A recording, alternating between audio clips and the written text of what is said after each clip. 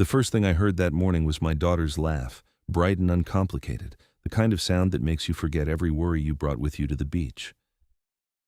I was kneeling in the warm sand beside her, my hands gritty and damp, helping press another turret into shape while my son Mason ran down to the waterline with his blue bucket, determined to find the perfect shells for our castle's walls. The sun had climbed high enough to burn off the early haze, and the Atlantic stretched out before us in layers of green and blue that shifted with every passing wave. This was home. Not just in the way people call their vacation spots home, but truly, deeply home in a way that reaches back through decades and generations. My grandfather had bought the cottage behind us in 1962, back when a black man purchasing property on the Outer Banks required not just money, but a particular kind of courage. He had been a Pullman porter who saved every spare dollar for 20 years, who endured indignities I could barely imagine, all so his children and grandchildren could have this. A place where the ocean didn't care about the color of your skin, where the sand accepted all footprints equally, where you could breathe without measuring every word and gesture against someone else's comfort. I had spent every summer of my childhood in that cottage, learning to swim in these waters, collecting ghost crabs with my cousins at twilight, falling asleep to the sound of waves that seemed to promise the world could be different than it was. Now I was here with my own children, carrying forward that legacy, building sandcastles on the same stretch of beach where my father had built them with me. Elena, my wife, was up on the deck reading, her bare feet propped on the railing, occasionally glancing down to watch us with that particular smile that meant she was content. We had driven down from Durham 3 days ago, the minivan stuffed with beach toys and groceries, and the particular chaos that comes with packing for 2 kids under 10. The cottage was exactly as I remembered it, smelling of salt and old wood and the particular mustiness that no amount of airing out ever quite eliminates from beach houses. My parents were supposed to join us next week, and my sister's family the week after that. This was our tradition, unbroken for as long as I could remember.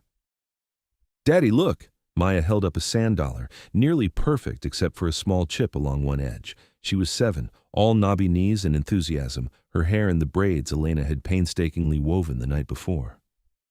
"Can we put it on top?" "That's perfect, baby girl. Right there on the tower." I was pressing the sand dollar gently into place when the shadow fell across us. I looked up, squinting against the sun, and saw a white woman standing with her hands on her hips, her expression tight with something that made my stomach clench even before she spoke. She was probably in her mid-50s, wearing a visor and a cover-up that looked expensive, the kind of carefully curated beach outfit that said she took her leisure very seriously. Her mouth was pressed into a thin line, and she was staring at us like we were a problem that needed immediate solving. "This beach is private," she snapped, her voice cutting across the sound of the waves with startling sharpness. I stayed kneeling in the sand, my hand still on the castle wall, feeling Maya's body tense beside me. Mason had stopped halfway back from the waterline, his bucket dripping, his eyes wide.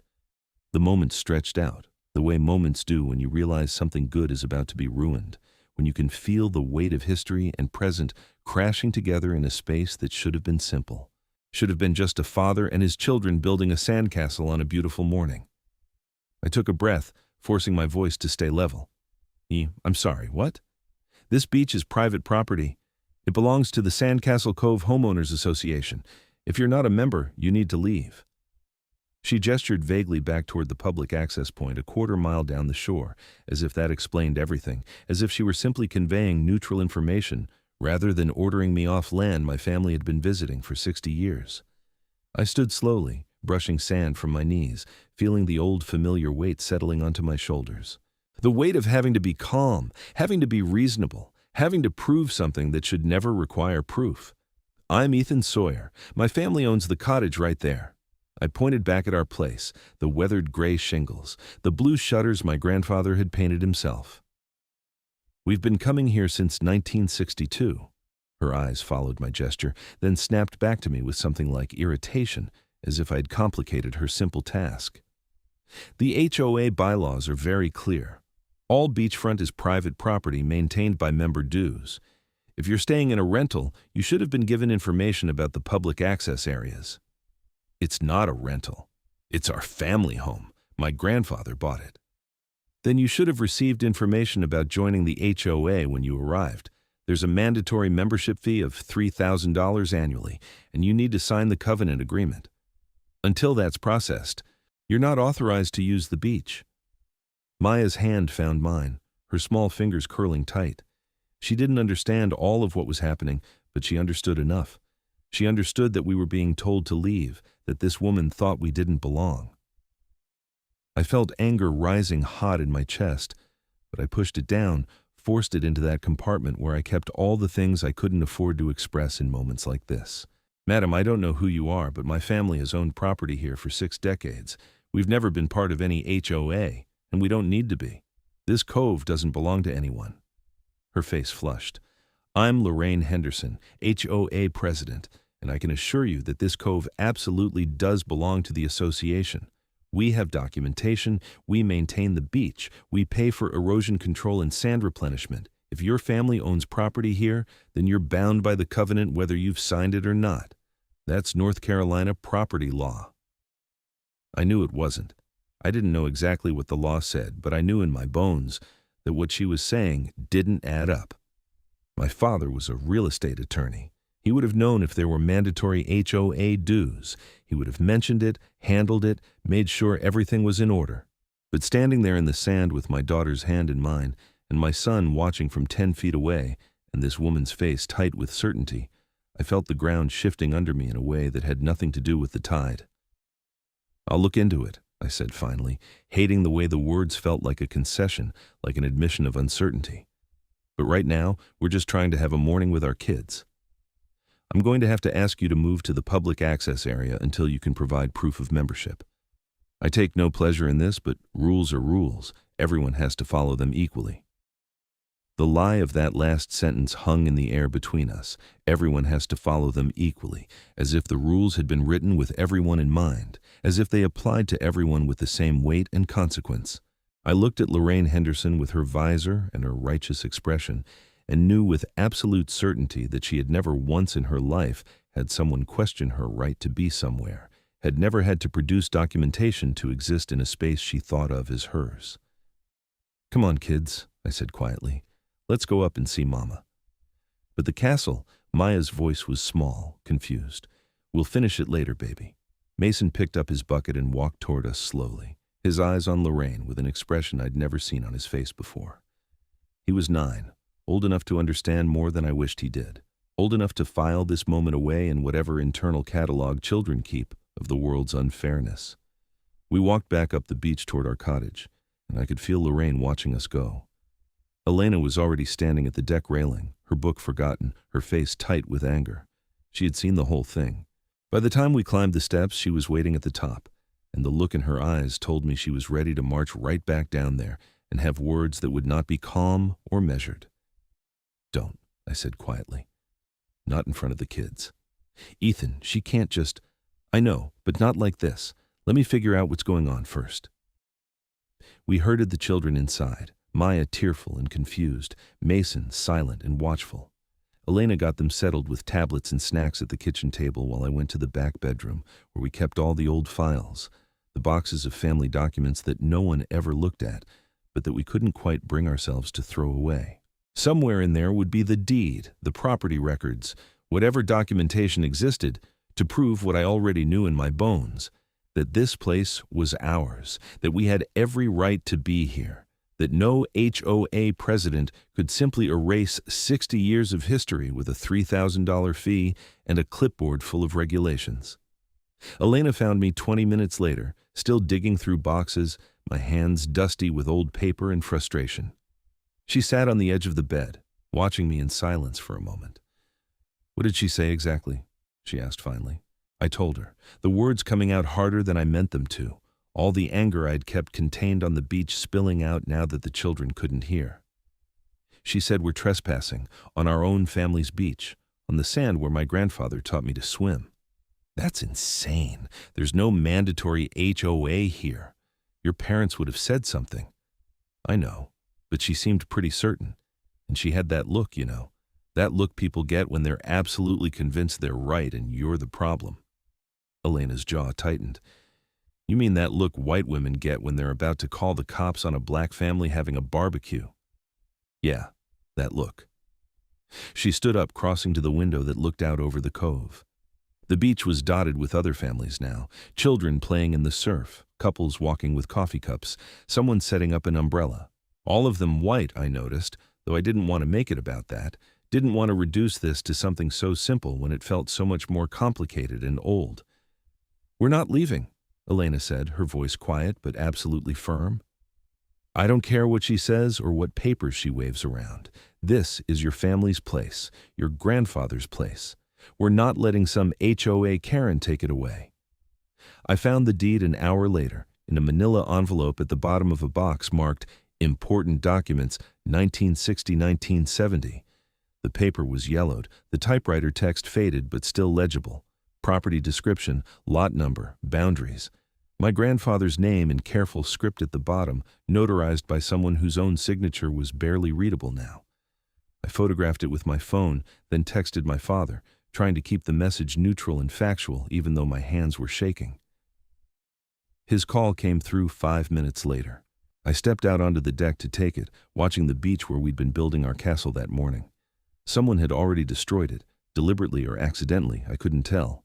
Just a pile of sand now, Maya's sand dollar lying next to it like a gravestone.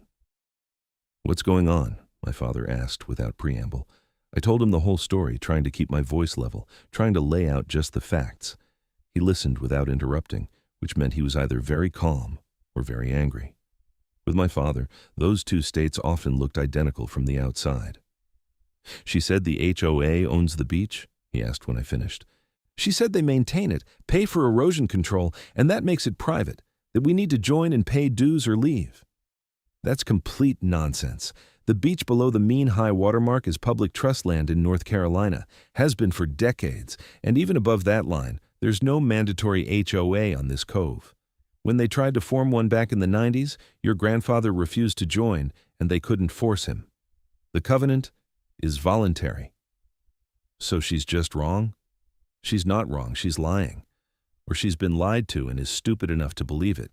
Either way, the law is clear. I'll call the county clerk's office Monday and get copies of everything on record.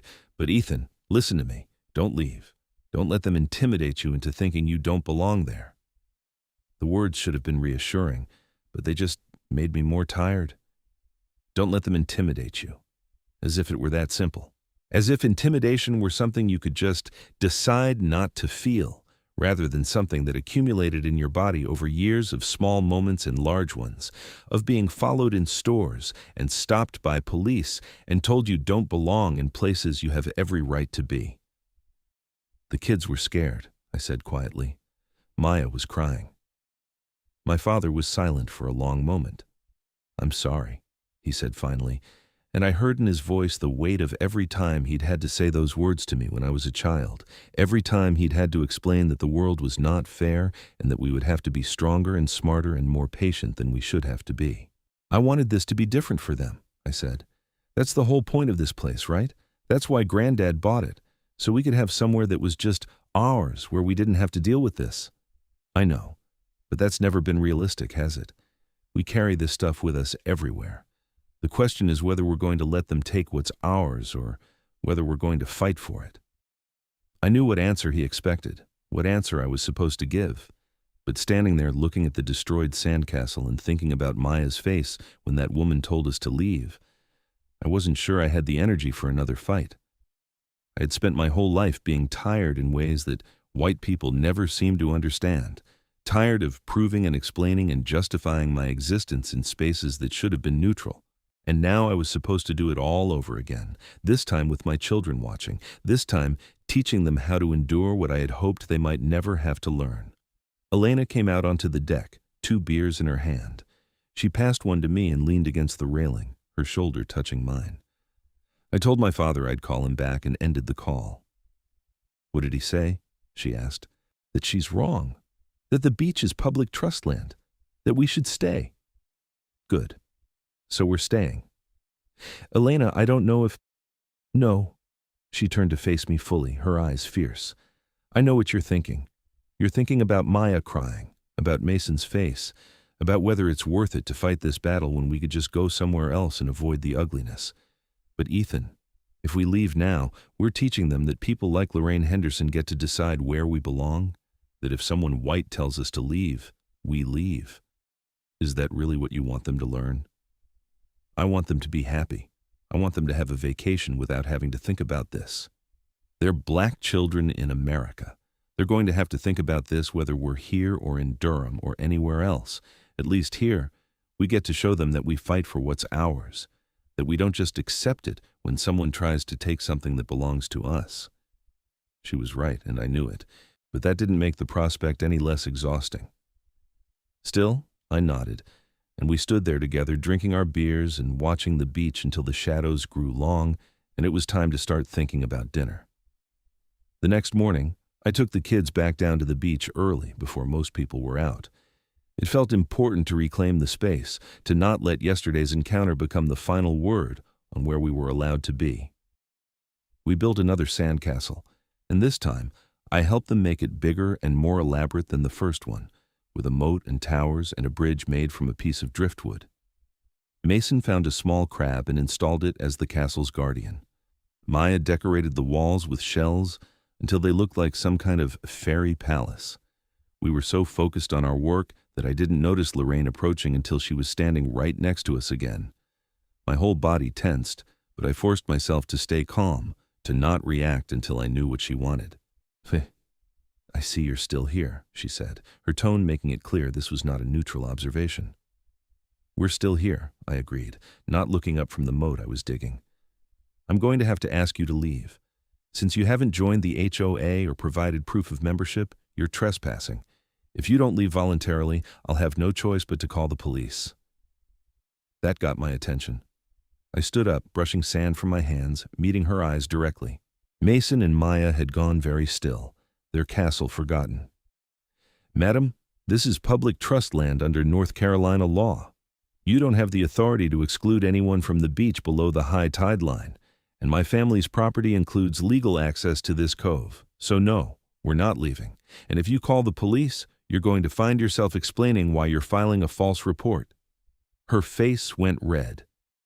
"I am not filing a false report. This is private property, and you are trespassing. The HOA has documentation." "Then show me the documentation. Show me anything that proves the beach below the high tide line is private property. Because I have my family's deed, and I've spoken with my father, who is a real estate attorney, and everything I'm seeing says you're wrong." For a moment, I thought she might actually hit me. Her hands clenched into fists at her sides, and her jaw worked like she was chewing on words too angry to say out loud. Then she spun on her heel and marched back up the beach toward the cluster of houses on the north end of the cove, pulling out her phone as she walked. "Is she calling the police?" Maya asked, her voice very small. "Maybe, but if she does, they're going to tell her the same thing I just did. We're not doing anything wrong, baby. We're just building a sandcastle on our own beach." "She's mean," Mason said flatly. "Yeah, buddy, she is." Elena came down about 20 minutes later with a cooler full of snacks and drinks. She'd seen the encounter from the deck and had been ready to come down sooner, but I'd shaken my head at her, trying to signal that I had it under control. She settled into the sand next to me, passing out juice boxes and granola bars, her presence a solid comfort. "She threatened to call the cops?" Elena asked quietly. "Yep." "Did she?" "Don't know yet." We didn't have to wait long to find out. The police cruiser appeared about 30 minutes later, crawling slowly down the beach access road and parking near the public entrance. 2 officers got out, both white, both wearing sunglasses that made it impossible to read their expressions. My stomach dropped. This was the thing I'd been trying to avoid, the thing that could turn ugly in 100 different ways regardless of who was right or wrong. I'd seen too many videos, read too many stories about encounters between black men and police that started with someone calling to report a complaint and ended with tragedy. Elena's hand found mine. "Stay calm," she murmured. "You didn't do anything wrong. That doesn't always matter." The officers walked toward us across the sand, Lorraine trailing behind them, looking triumphant. I stood up, making sure my hands were visible, making sure my body language was as non-threatening as possible. making sure I survived this encounter to see my children finish their sandcastle. "Morning," one of the officers said. He was younger, maybe early 30s, with a drawl that placed him as local. "We got a call about a trespassing complaint. You folks mind telling us what's going on?" I explained, keeping my voice even and factual, showing him the photo of the deed on my phone, explaining about my grandfather and the cottage and the 60 years of family history. He listened, occasionally glancing at Lorraine, whose face was getting redder as I spoke. "He's not a member of the HOA," Lorraine interrupted. "The beach is private property maintained by member dues. I've asked him repeatedly to leave, and he refuses." The officer looked at her, then back at me. "Sir, do you have identification?" I did, and I produced it, along with proof that the cottage was owned by my family, along with a copy of the property tax records I'd found in the files that morning. The officer examined everything carefully, then walked away to confer with his partner. They talked in low voices for several minutes while Lorraine stood there with her arms crossed, and I tried not to think about all the ways this could still go wrong. Finally, the younger officer came back. "Mr. Sawyer, from what I can see, you're a property owner here with legal access to the beach. The beach below the mean high tide mark is public trust land in North Carolina, which means even if you weren't a property owner, you'd have a right to be here." "Madam," he turned to Lorraine, "I don't see any basis for a trespassing complaint. These folks have every right to be here." "But the HOA..." "Madam, I don't know the specifics of your HOA bylaws, but what I do know is North Carolina property law, and according to that, this gentleman and his family aren't doing anything wrong. Now, if you have a civil dispute about HOA membership or fees, that's something you'll need to work out between yourselves or through the courts. But it's not a criminal matter, and it's not something we can enforce." Lorraine's mouth opened and closed. "This is ridiculous. I am the HOA president. I have authority over this beach. You have authority over your HOA members, madam. You don't have authority over public trust land, and you don't have authority over property owners who aren't part of your association." The officer's voice was patient but firm, like he was explaining something to a child who refused to understand a simple concept. "I want to file a complaint," Lorraine said, "against him for harassment." The officer sighed. "Madam, from what I can see, the only person doing any harassing here is you. Now I'm going to strongly suggest that you let these folks enjoy their vacation and that you take up any issues you have with them through the proper legal channels. Are we clear?" Lorraine didn't answer, just turned and stalked back up the beach. The officers stayed a few more minutes, making small talk about the weather and the fishing, letting the tension dissipate before they left. The younger one gave me his card before they went, told me to call if we had any more trouble. It was kind of him, and I appreciated it. But I also knew that the card in my pocket didn't guarantee anything, didn't ensure that the next encounter would go as smoothly, or that the next officer would be as reasonable. After they left, I sat back down in the sand next to the kids' castle, suddenly exhausted in a way that had nothing to do with the heat or the physical work of the morning. Maya climbed into my lap, and Mason leaned against my shoulder, and Elena wrapped her arms around all three of us. We stayed like that for a long time, tangled together, while the waves kept coming in and going out, and the beach around us gradually filled with other families who had no idea what had just happened, who thought this was just another beautiful morning at the beach. That afternoon, while the kids napped, I started making phone calls. The first was to the county clerk's office, where a bored-sounding woman confirmed what my father had said. The beach below the mean high tide line was indeed public trust land, and the Sandcastle Cove HOA had no legal right to exclude anyone from it. She also confirmed that the HOA covenant was voluntary, and that properties like ours, which had been owned before the HOA was formed, were not automatically subject to it.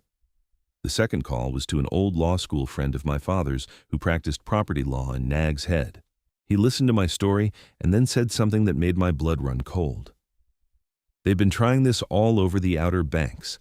New HOAs form, they put up private beach signs, they start charging fees, and they hope nobody challenges them. Most people don't know the law, and most people who do know it don't want the hassle of fighting. But what they're doing is illegal, and if they're erecting signs claiming public land is private, that's actually a violation of state law. Can we do anything about it? You could file a complaint with the county. You could also request a community meeting.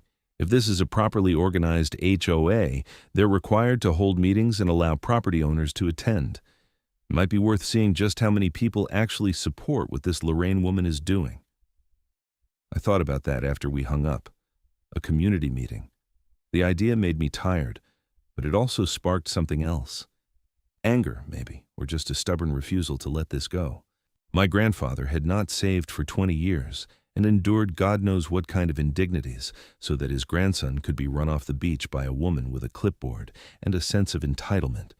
If there was going to be a fight, maybe it was worth having it properly, with witnesses, with the law on our side, with everything out in the open where it couldn't be ignored or dismissed. I talked to Elena about it that evening after the kids were in bed. We sat on the deck with the lights off, listening to the ocean, drinking wine and trying to figure out what the right thing to do was. If we push this, it's going to get ugly, I said. Lorraine isn't the type to back down gracefully, and who knows how many other people in the Cove agree with her. Who knows how many disagree with her, Elena countered. You can't be the only property owner she's harassed. And even if you are, even if everyone else in this Cove is a card-carrying member of the Lorraine Henderson fan club, the law is the law.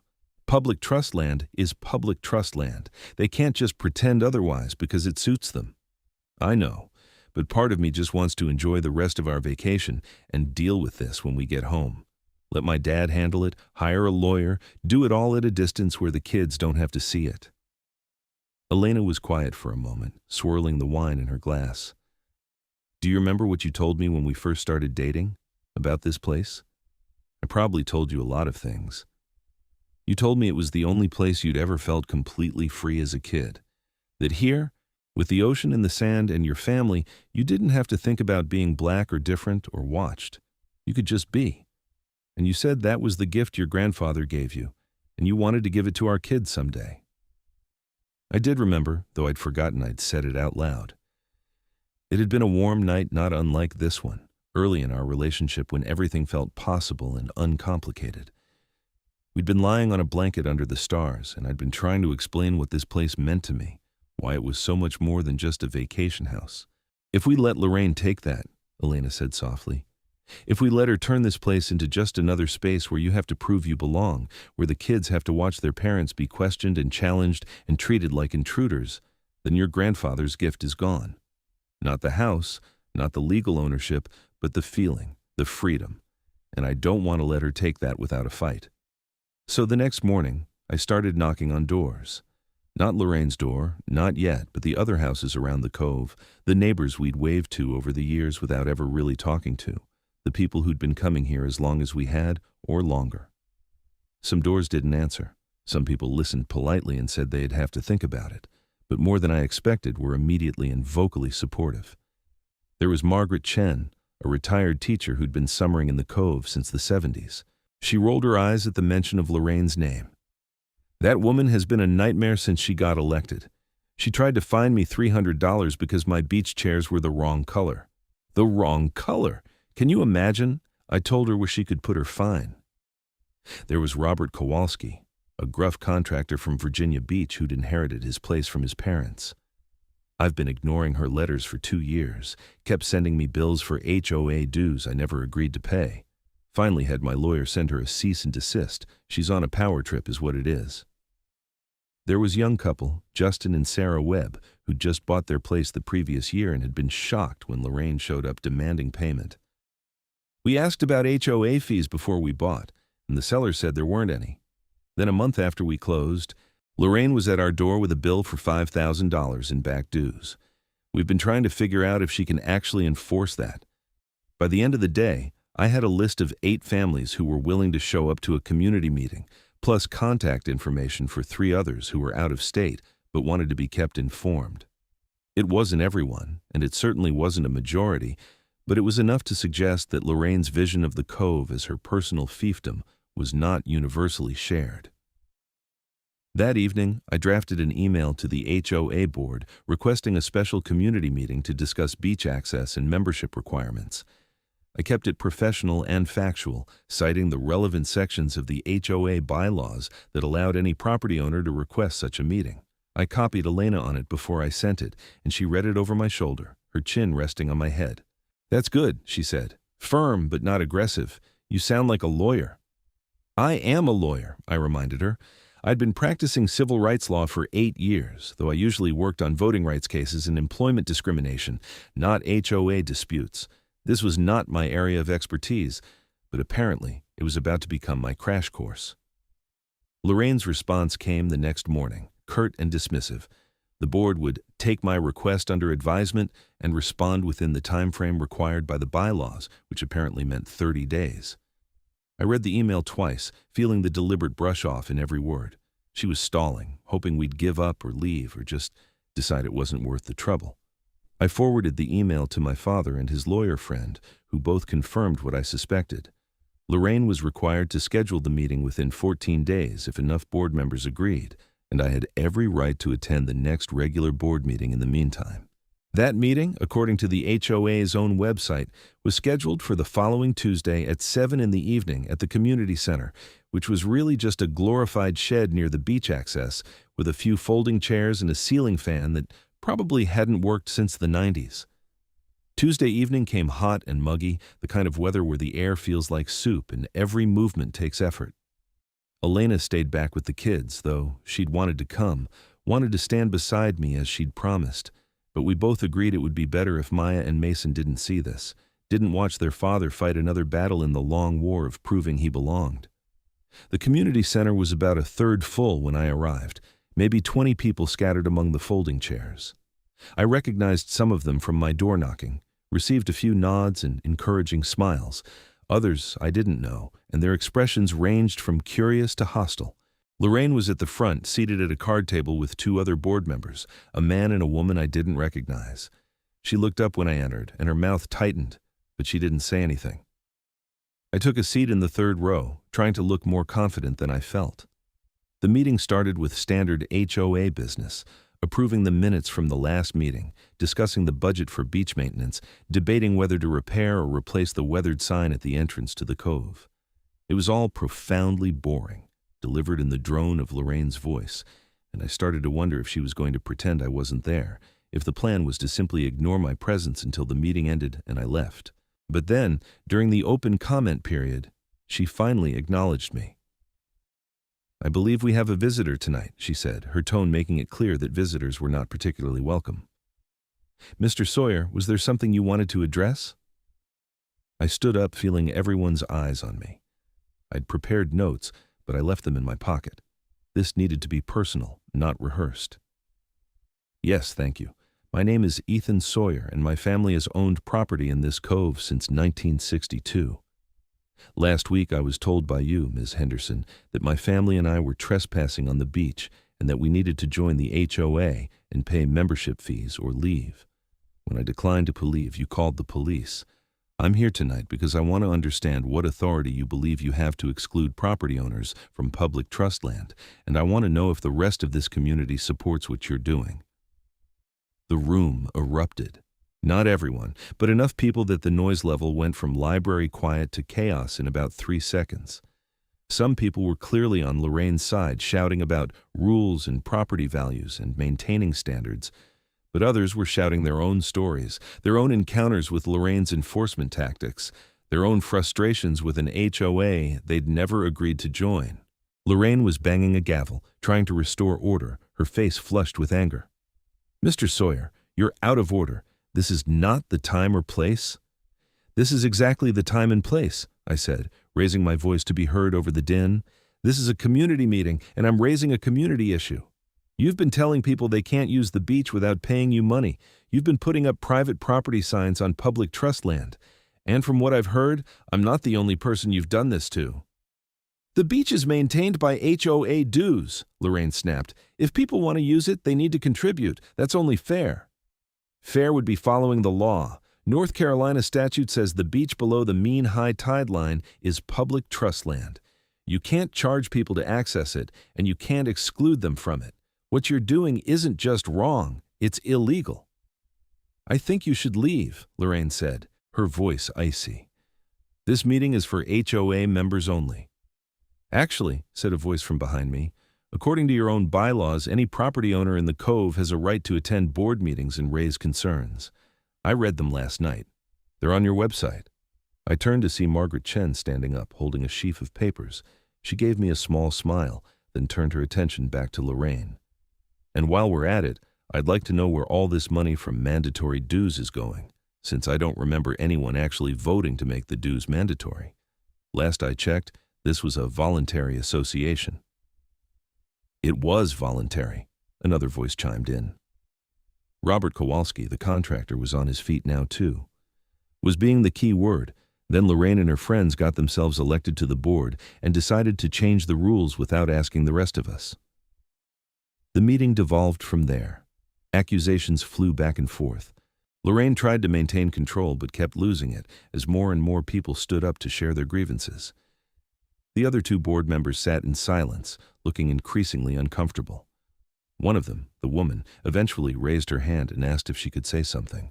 Lorraine glared at her but nodded. "I think," the woman said carefully, "that we may have made some mistakes in how we've been interpreting the bylaws in the law. I'm not a lawyer, and I don't think any of us are. Maybe it would be wise to consult with a real estate attorney before we continue with the current enforcement policies." "We don't need an attorney," Lorraine said flatly. "We need people to follow the rules." "What rules?" I asked. "Show me the statute or ordinance that says you have the authority to do what you're doing. Show me where it says property owners are required to join your HOA. Show me where it says you can exclude people from public beach access." Lorraine pulled out a binder, flipping through pages with shaking hands. She found something, held it up triumphantly. "Right here, Section 12 of the Covenant Agreement. All property owners within the defined boundaries of Sandcastle Cove are subject to HOA regulations and mandatory dues." "And when did my grandfather sign that covenant?" I asked quietly. She stared at me, and I saw the moment she realized she had no answer. Because of course, he hadn't signed it. The covenant had been drafted in 1994, and my grandfather had refused to join, and there was nothing in any legal document anywhere that bound his property or his heirs to an agreement he'd never made.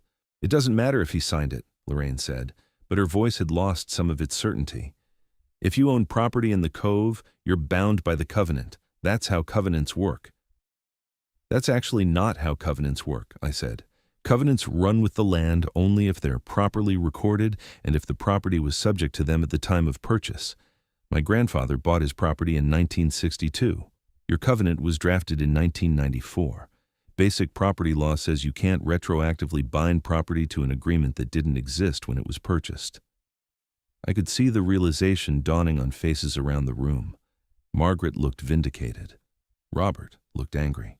The other board members looked sick. And Lorraine looked like she wanted to throw her binder at my head. "I think," said the male board member, speaking up for the first time, "that we need to table this discussion and seek legal counsel. This has gotten out of hand."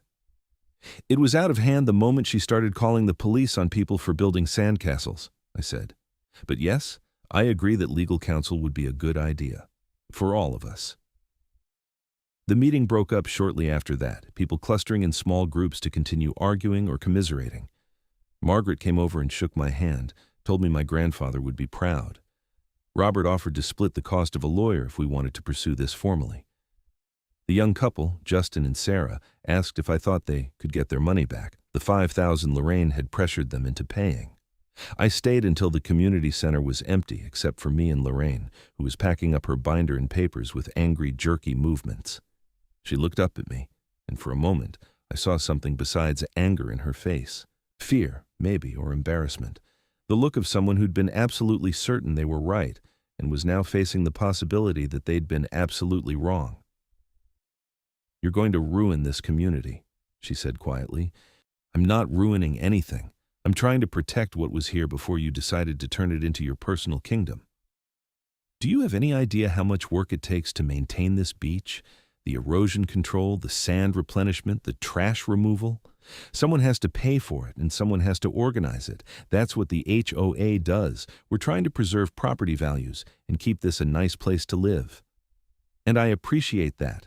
But you can't do it by lying about the law and excluding people who have every right to be here.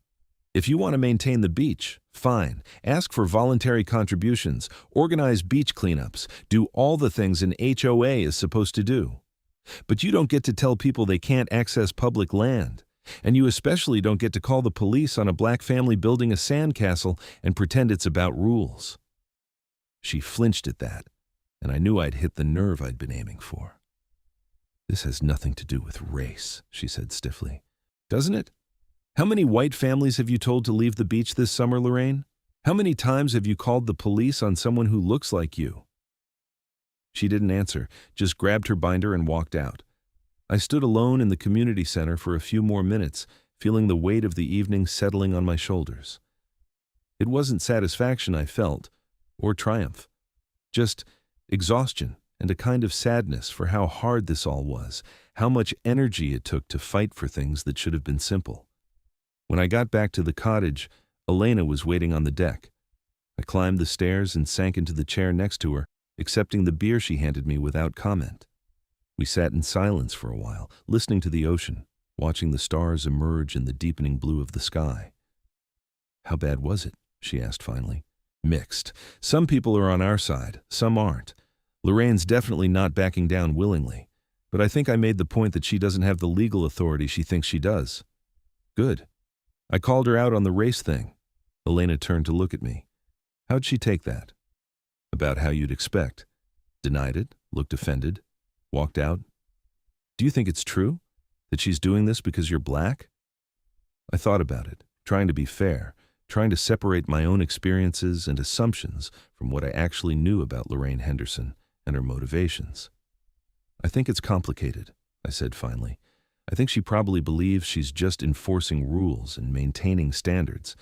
But I also think that who she chooses to enforce those rules against and how aggressive she is about it is absolutely influenced by race. Maybe not consciously. Maybe she'd swear up and down she doesn't have a racist bone in her body, but the fact is, she saw my black family on the beach and immediately assumed we were trespassing, immediately assumed we didn't belong. She didn't ask questions first, or give us the benefit of the doubt. She just decided we were the problem and needed to be removed. And now she's mad that you fought back. Now she's mad that I fought back, I agreed. Over the next few days, things in the Cove shifted in subtle ways. People who'd been distant or neutral started nodding hello when we passed on the beach. Margaret invited us over for dinner, and we spent a lovely evening on her deck eating grilled fish and listening to her stories about the Cove's history. Robert stopped by with a cooler full of beer and offered to help if we needed anything. The young couple brought over homemade cookies and thanked us for speaking up. But there were others who made their displeasure clear. Anonymous notes left on our deck warning us to drop it. Dirty looks in the parking lot of the general store. Someone spray-painted "Go Home" on the beach access sign, though that could have been directed at anyone. The Cove felt tense in a way it never had before, like everyone was waiting for the next confrontation. It came the following Monday, in the form of a registered letter from an attorney representing the HOA.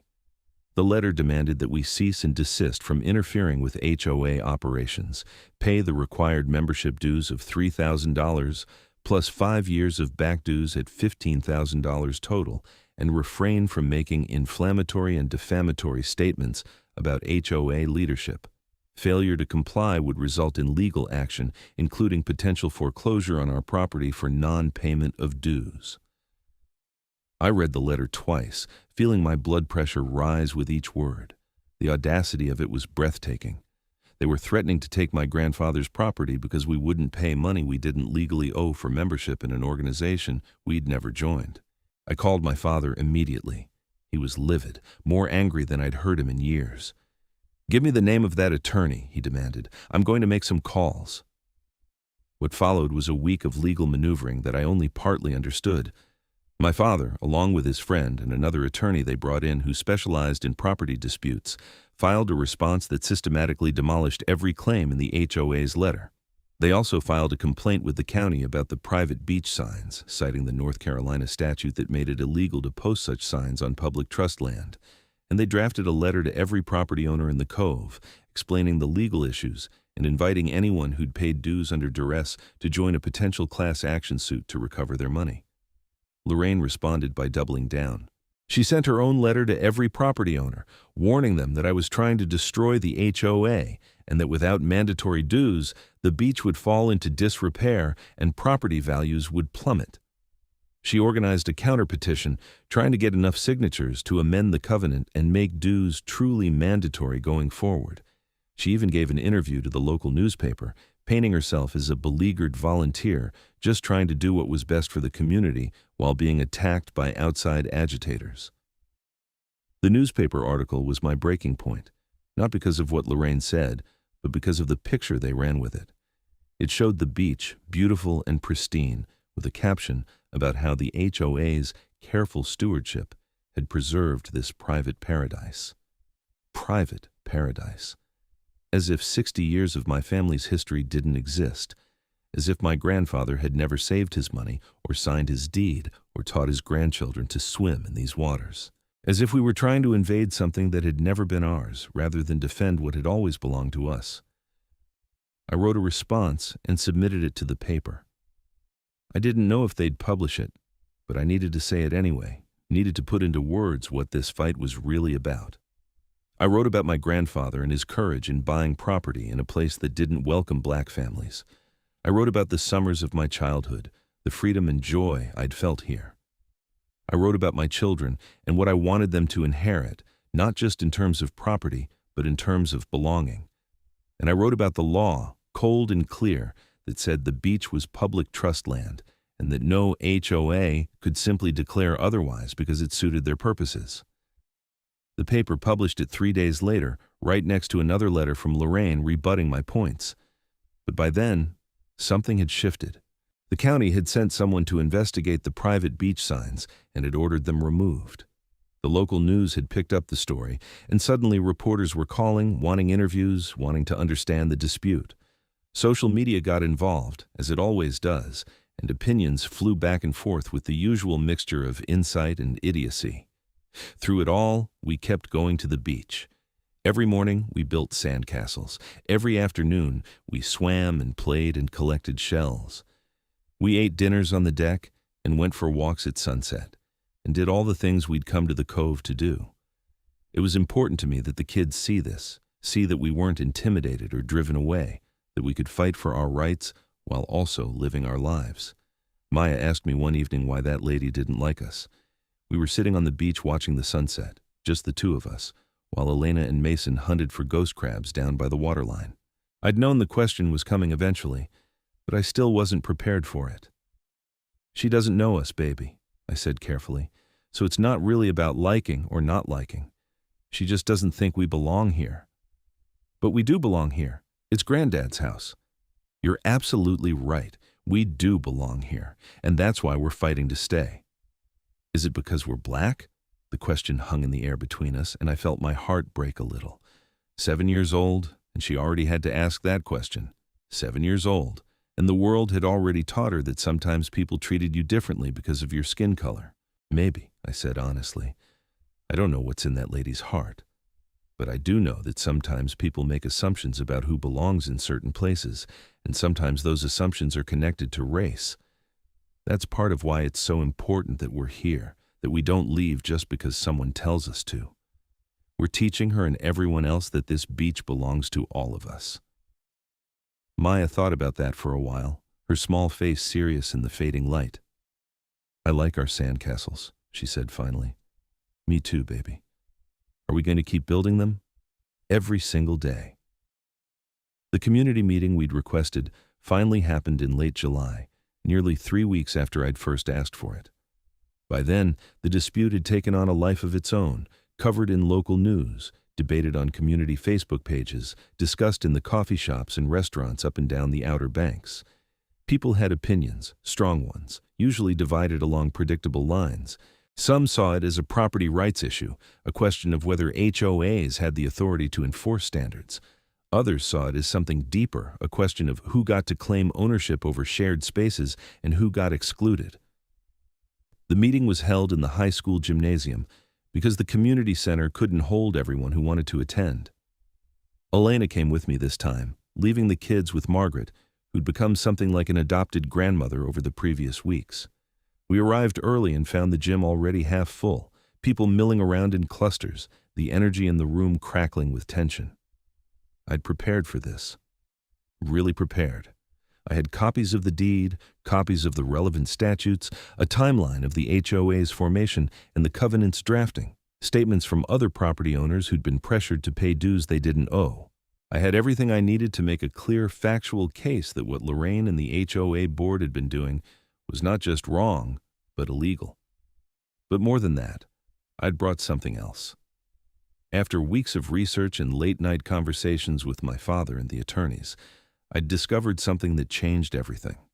The Cove wasn't just public trust land below the high tide line. Due to the particular geography and the way the properties had been originally platted, the entire beach area was actually part of a historical coastal access easement dating back to the 1920s. The easement had been granted to ensure fishing and maritime access, and it had never been revoked or superseded, which meant that not only was the HOA wrong about being able to exclude people from the tidal zone, they were wrong about being able to restrict access to the beach at all. I had the original easement document pulled from the county archives, photocopied and highlighted. I had a map showing the easement boundaries. I had a letter from the county attorney confirming the easement's validity. It was ironclad, indisputable, exactly the kind of evidence that should have ended the dispute immediately. Lorraine called the meeting to order at 7 sharp, standing at a podium that had been set up at one end of the gym. She looked smaller than usual, or maybe that was just my perception colored by everything that had happened. She went through the formalities, the reading of the minutes, the financial report. Then she opened the floor to the issue at hand. "We're here tonight," she said, her voice tight, "to discuss concerns that have been raised about HOA membership and beach access. I want to start by saying that everything the board has done has been in good faith, with the goal of preserving this community and maintaining property values. We have followed the covenant as we understand it, and we have tried to be fair to everyone." She went on like that for several more minutes, laying out her version of events, painting herself and the board as reasonable stewards just trying to do right by the community. It was a carefully crafted narrative, one that positioned me as the troublemaker, the outsider coming in to disrupt something that had been working fine. When she finished, she looked directly at me. "Mr. Sawyer, I believe you had some concerns you wanted to raise?" I stood up, feeling Elena's hand squeeze mine briefly before I let go and walked to the front of the gym. The walk felt long, every eye in the room on me, the weight of the moment settling onto my shoulders like a physical thing. This was it. This was the moment that would determine whether my children grew up coming to this cove, whether my grandfather's sacrifice and my father's inheritance would continue, whether we would be able to hold on to this piece of freedom he'd bought for us. I took the podium, shuffling my papers more out of nervousness than necessity. Then I looked out at the crowd and decided to start not with the law, but with the story. "My grandfather's name was Edward Sawyer," I began. "He was born in 1923 in Durham, North Carolina. He dropped out of school in 8th grade to help support his family during the Depression. When he was 20, he got a job as a Pullman porter, working the trains that ran up and down the East Coast. It was hard work, long hours, low pay, and he had to smile and bow and accept treatment that no human being should have to accept. But he did it because he had a dream. He wanted his children to have something better. He wanted them to have a place where they could be free, where they could breathe without constantly watching their backs, where they could just exist without having to prove they deserved to exist." I paused, looking around the room. People were listening, really listening. Even Lorraine had gone still. In 1962, my grandfather took all the money he'd saved over 20 years of working on those trains, and he bought a cottage here in this cove. It cost $8,000, which was everything he had. He bought it even though black families weren't exactly welcomed on the Outer Banks back then. He bought it because he believed that the ocean didn't care what color you were, and that his children deserved to play in the sand and swim in the waves just like anyone else's children. And for the past 60 years, 3 generations of my family have come to this cove every summer. We've built sandcastles on that beach. We've learned to swim in those waters. We've celebrated birthdays and anniversaries, and just ordinary Tuesday afternoons. This place is woven into who we are. It's part of our family's story, part of our identity. I pulled out the deed, holding it up so everyone could see. This is my grandfather's deed. dated July 15th, 1962. It gives our family ownership of Lot 27 and legal access to the beach and Cove. It predates the HOA by more than 30 years. And according to North Carolina property law, that means we are not bound by your covenant unless we choose to be. You cannot force us to join your association. You cannot charge us mandatory dues. And you absolutely cannot tell us we're trespassing on our own family's beach. Lorraine started to object, but I kept going, my voice rising over hers. But here's the thing. This isn't just about my family. It's about the law. It's about what public trust land means and who has the right to access it. And it's about whether an HOA can simply declare something private because they want it to be private, regardless of what the law actually says. I pulled out the statute, read the relevant sections about public trust land and coastal access. I showed the map, pointed out the title boundaries, explained how North Carolina law has always protected public access to the shore. People were nodding now, even some who I'd thought were firmly in Lorraine's camp. Then I pulled out the easement document, the piece of evidence I'd been saving, the thing that made this whole dispute not just clear-cut, but actually kind of absurd. This, I said, is a coastal access easement granted in 1924, recorded in the Dare County Register of Deeds. It grants perpetual public access to the beach and cove area for purposes of fishing, maritime activity, and recreation. The easement was granted by the original developer of these properties, and it runs with the land, which means every property here, including yours, Lorraine, is subject to it. The beach isn't private, it never was private, and no HOA covenant written 70 years after this easement was granted can override it. The room erupted. People were shouting questions, talking over each other, some angry and some excited. Lorraine's face had gone white, then red. She was shaking her head, saying something I couldn't hear over the noise. I let the chaos run for a minute, then raised my hand for quiet. I have a letter here from the Dare County attorney confirming the validity of this easement. I also have a letter from the North Carolina Attorney General's office explaining that posting private property signs on land subject to a public access easement is a violation of state law, punishable by fine and potential criminal charges. That got everyone's attention. The room went very quiet. I didn't want this to turn into a legal fight, I said, and I meant it. I didn't want to come here and wave documents around and threaten anyone with criminal charges.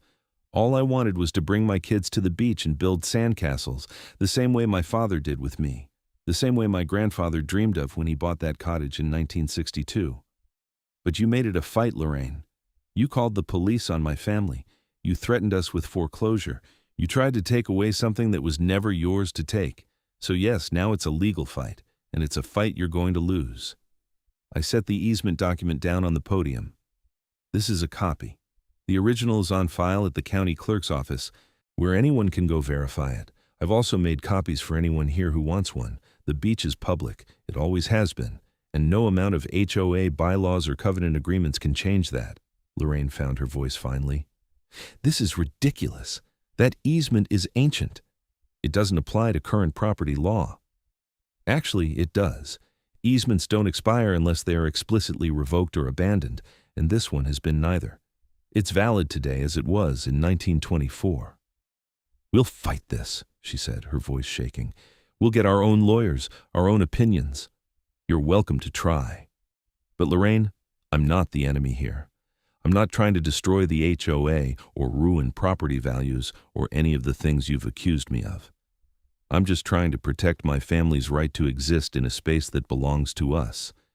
If you want to maintain the beach, if you want to organize community events, if you want to do all the positive things an HOA can do, I'll support that.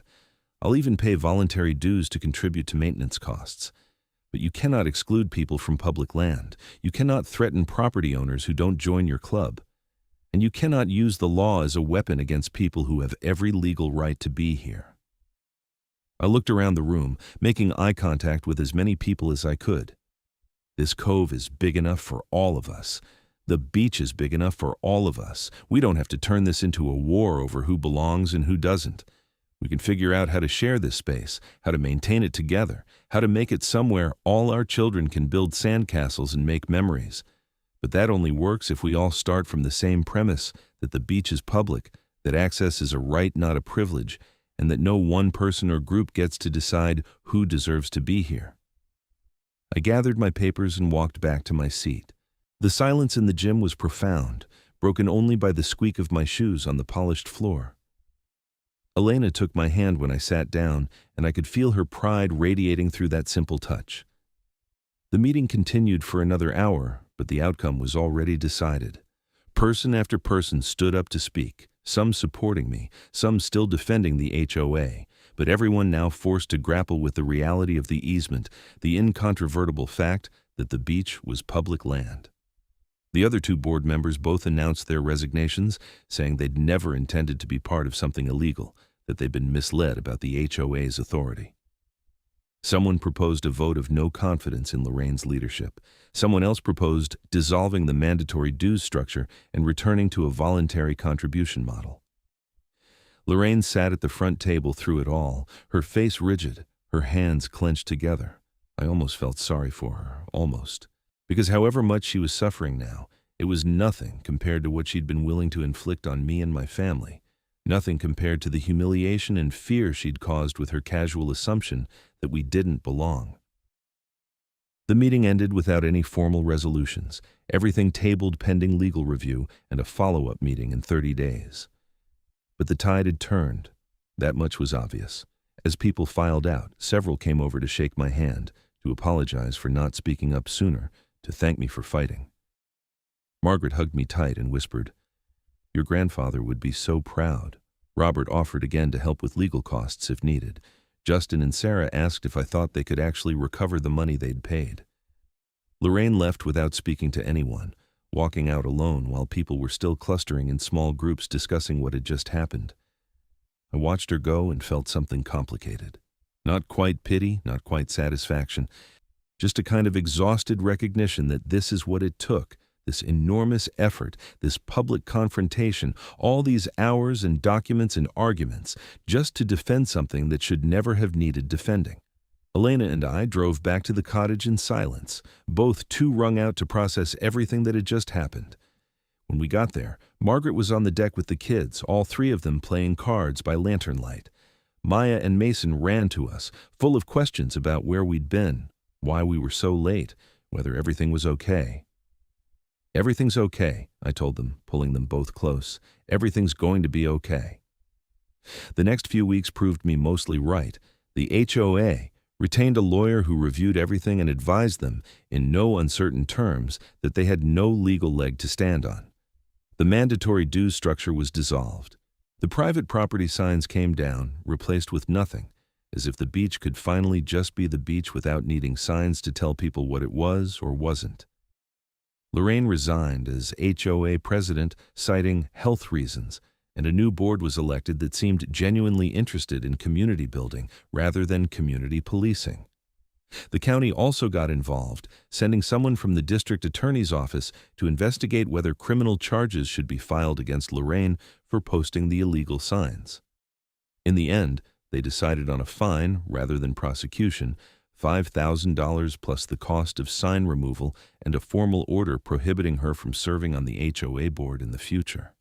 It felt like justice, though not perhaps the full justice the situation merited. But sometimes you take what you can get.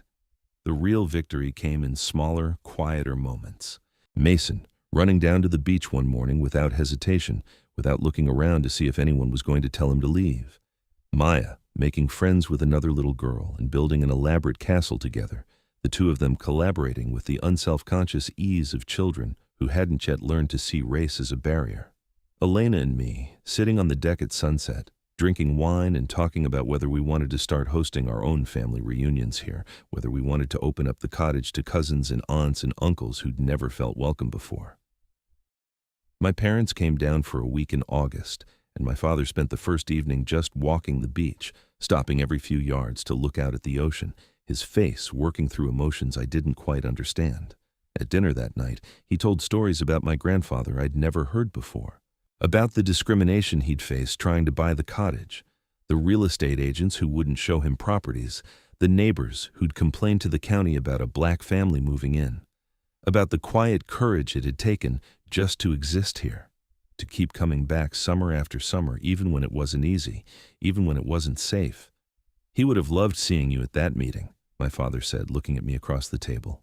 Standing up there with the deed and the easement documents, using the law to protect what's ours. That's exactly what he wanted. Not just the property, but the knowledge that we could fight for it and win. On our last evening before heading back to Durham, we hosted a beach bonfire. It was Elena's idea, a way to reclaim the space completely, to celebrate the victory in the summer and the simple fact of our continued existence in this place. We invited everyone we'd met, everyone who'd supported us, everyone who'd become part of this unexpected community. Margaret came, and Robert, and Justin, and Sarah, and a dozen other families we'd gotten to know over the weeks of conflict and resolution. We roasted marshmallows and told stories, and let the children run wild in the darkness, their laughter carrying over the sound of the waves. Someone brought a guitar and played old folk songs that everyone knew the words to. Someone else brought fireworks, and we lit them off over the water, watching the colors explode and reflect on the surface of the ocean. At one point, I found myself standing apart from the group, just watching it all. Elena came up beside me, slipping her hand into mine. "You did good," she said quietly. "We did good," I corrected. "I'm proud of you, and I'm proud of us. We didn't let them take this." "No," I agreed. "We didn't." "Do you think it's really over?" I thought about that, about Lorraine and the people who'd supported her, about the deep roots of the assumptions that had fueled this whole conflict. "I don't know if it's ever really over," I said honestly, "but I think we won this battle, and I think we taught the kids something important about standing up for what's yours, about not backing down when someone tries to tell you that you don't belong." Maya asked me yesterday if we could come back next summer. "What did you tell her?" I told her absolutely. I told her this is ours now, really ours, in a way it wasn't even before. Because we fought for it. Later, after the fire had burned down and most people had gone home and the kids were asleep in their beds, Elena and I walked down to the water one last time. The moon was nearly full, laying a silver path across the waves. The beach was dark and quiet, belonging to no one and everyone, exactly as it should be. I thought about my grandfather, about that young Pullman porter saving his money and dreaming of freedom, dreaming of a place where his children could just be children without the weight of the world on their shoulders. I thought about how simple and impossible that dream had been, how it had required not just money, but courage, not just paperwork, but persistence across generations. And I thought about how close we'd come to losing it. Not through any legal mechanism, but through the casual cruelty of someone who thought she had the right to decide who belonged. "This beach is ours," I said quietly, testing the words out loud. Elena squeezed my hand. "This beach is ours," she agreed. "Not just ours," I corrected. "Everyone's." "Everyone's," she echoed. "But we get to be part of everyone now. That's the point." We stood there for a long time, listening to the waves, breathing the salt air, feeling the sand between our toes. When we finally turned to head back to the cottage, I looked back once at the beach spreading out in both directions, empty and perfect and public. Tomorrow, other families would come. They would build their own sandcastles, chase their own children through the surf, create their own memories. Some of them would be white, some black, some everything in between, and all of them would belong here equally, protected by the same law, entitled to the same access, standing on the same public ground. My grandfather had bought us a piece of that ground, had claimed it, and held it and passed it down through the generations. But the beach itself, the sand and the water and the endless horizon, that had never belonged to anyone. It had always been a gift, freely given to anyone willing to show up and receive it. We hadn't won the right to exclude others. We'd won the right to be included. And maybe that was the better victory after all. When we got back to the cottage, I checked on the kids one more time before heading to bed. Mason was sprawled across his bed in that boneless way children sleep, utterly at peace. Maya was curled up with her stuffed dolphin, a small smile on her face like she was dreaming something good. I stood in the doorway, watching them, these small humans we'd made, these inheritors of both struggle and hope. They would grow up knowing this place, knowing its history, knowing what it cost to keep it. And they would pass that knowledge on to their own children someday, another link in the chain of memory and resistance and belonging. I thought about writing something down, some record of these weeks and what they'd meant, but I was too tired and the words felt inadequate anyway. Some things could only be lived, not captured. Some victories existed in the body, in the relief of tension finally released, in the ability to breathe fully again after weeks of holding your breath. Instead, I climbed into bed next to Elena, who was already half asleep. She mumbled something I didn't quite catch and rolled over to rest her head on my chest. I lay there in the darkness, listening to her breathe, listening to the ocean through the open window, feeling the particular peace that comes after a battle you weren't sure you'd win, but somehow did. Tomorrow we would pack up the car and drive back to Durham, back to work and school and ordinary life. But we would return next summer, and the summer after that, and all the summers stretching out into the future.